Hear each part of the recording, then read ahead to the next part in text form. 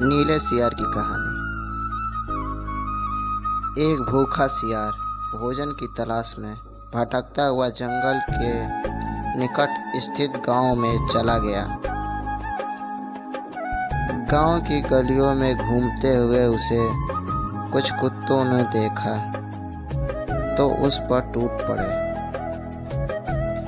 किसी तरह जान बचाकर सियार वहां से भागा और एक मकान में घुस गया।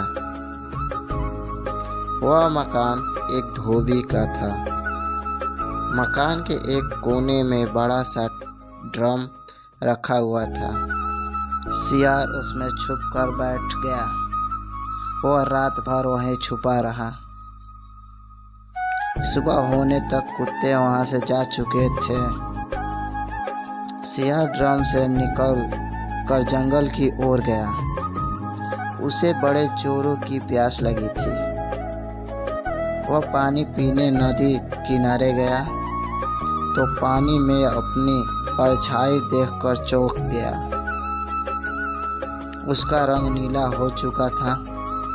रात में वह जिस ड्रम में छुपकर बैठा था उसमें धोबी ने नील घोला हुआ था।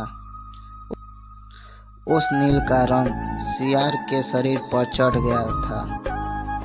पानी पीकर जब वह जंगल में पहुंचा तो दूसरे जानवर उसे देखकर डर गए। नीले रंग का विचित्र जानवर उन्होंने कभी नहीं देखा था। वे डर के मारे भागने लगे। सियार ने जानवरों को भयभीत देखा तो बड़ा खुश हुआ।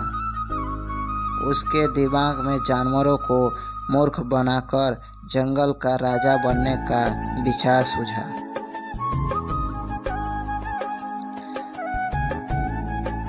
उसने भागते हुए जानवरों को रोका और उन्हें अपने पास बुलाकर बोला, मित्रों, मुझसे मत डरो। मैं ब्रह्मा जी का दूत हूँ। उन्होंने मुझे तुम लोगों की रक्षा के लिए भेजा है। इस जंगल का कोई राजा नहीं है। अब से मैं तुम्हारा राजा हूँ। तुम लोगों की सुरक्षा की जिम्मेदारी अब मेरी है। तुम मेरे राज्य में आनंद से रहो। सभी जानवर उसकी बातों में आ गए और उसे अपना राजा स्वीकार कर लिया। उसने शेर को अपना मंत्री, चीते को अपना सेनापति और भेड़ियों को अपना संतरी नियुक्त कर लिया। सियारों को उसने जंगल से निकाल दिया क्योंकि उसे उनके द्वारा पहचाने जाने का डर था। अब सियार के मजे हो गए। दिन भर वह छोटे जानवरों से अपनी सेवा करवाता, हाथी की सवारी कर जंगल में घूमता। शेर, चीते और भेड़िए उसके लिए शिकार कर लाते। वह उसका भक्षण करता और बचा हुआ मांस उन्हें दे देता। दिन बड़े ही शांतिपूर्वक रीति से गुजर रहे थे। लेकिन झूठ आखिर कितने दिन छुपता। एक न एक दिन असलियत बाहर आनी ही थी। एक सुबह सियार सोकर उठा और अपनी गुफा से निकला।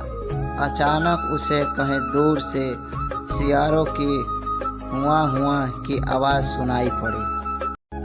सियार आखिर तक तो सियार ही। वह भूल गया कि उसने अन्य जानवरों के सामने ब्रह्मा के भेजे दूत होने का नाटक किया है और वह भी मदमस्त होकर हुआ चिल्लाने लगा। जब दूसरे जानवरों ने उसकी आवाज़ सुनी तो समझ गए कि वास्तव में वह एक सियार है और उन्हें मूर्ख बनाकर उनका राजा बन बैठा है। सब उसे मारने के लिए उसके पीछे दौड़े। सियार ने भागने का प्रयास किया किंतु शेर चीते के पंजों से बच ना सका और मारा गया।